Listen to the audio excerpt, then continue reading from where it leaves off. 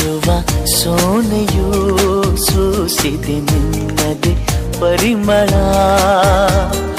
ಇನ್ಯಾರ ಕನಸಲು ನೀನು ಹೋದರೆ ತಳಮಳ.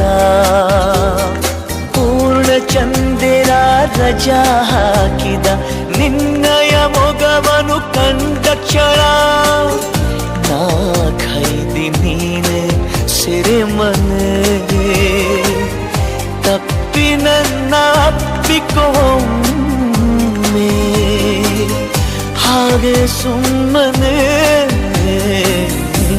ಅನಿಸುತ್ತಿದೆ ಯಾಕೋ ಎಂದು.